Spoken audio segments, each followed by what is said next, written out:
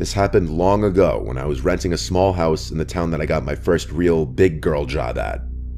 It was a small one-floor house with 2 bedrooms, 1 bathroom, and just enough living space for myself and occasionally hosting some people. I had been living there for a few weeks already. All was fine. The landlord, who I'll just call Michelle, was really friendly and understanding. I think she rented to me because she didn't want a male renting out her house.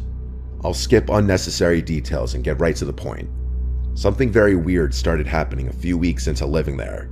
One regular work night, I got a knock at the door.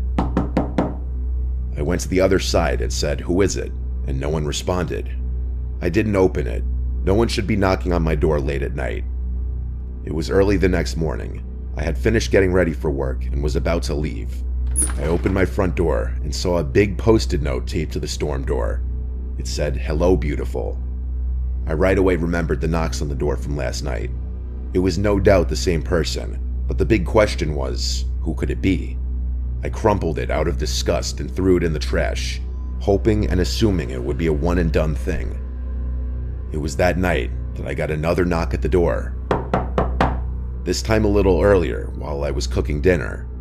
I went over to the door, this time not saying anything, just listening. There was no peephole or glass to look through to the other side. I had no way of seeing who was there without opening the door, and that wasn't going to happen, as the storm door didn't lock. But this was the second night in a row, and now I was realizing this was some kind of stalker situation. I called my mom and dad to ask for advice, and really, they didn't even know what to say. My dad, who was a retired police officer, said that if I called the cops, they wouldn't really be of any help unless they were catching the person in the act. My dad advised me to not go outside late at night for a while, don't answer the door, and if it persists, that he'd come to town and spend a few days with me. So that was the advice I followed. The next morning, the first thing I did was check the storm door for another note, and part of me died inside when I saw another note stuck to the glass. This one said, "I like to watch you." I took a picture of it with my phone and sent it to not only my family, but Michelle as well. I asked Michelle if she had any kinds of issues with certain men or any stalkers. She acted appalled and shocked when I sent her a picture of the note and told her about the knocks.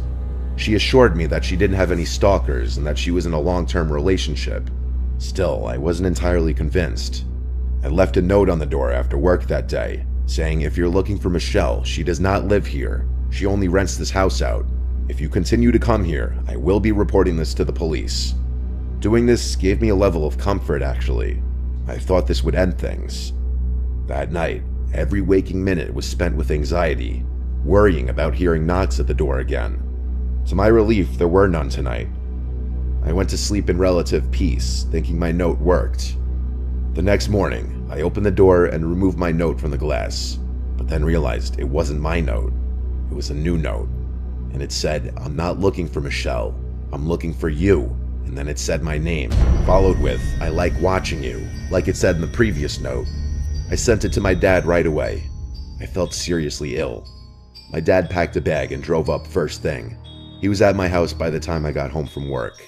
And work that day was rough because I couldn't think of anything except for this horrific situation. I even wondered if someone in my office could have been doing this, like this creepy guy Fernando. My dad and I waited to call the police together until later in the night when we figured whoever was doing this may be hiding out there already. We wanted them to see the police presence. We spoke with an officer outside. My dad said it must have been a busy night since they only sent one. My dad, being a retired police officer, obviously didn't hurt in this whole situation.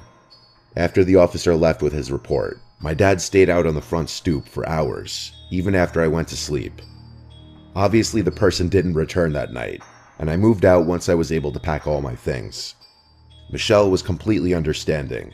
Thankfully, whoever was stalking me at that house didn't follow me to my new place, likely eliminating the possibility that it was a coworker. So I will likely never know who it was.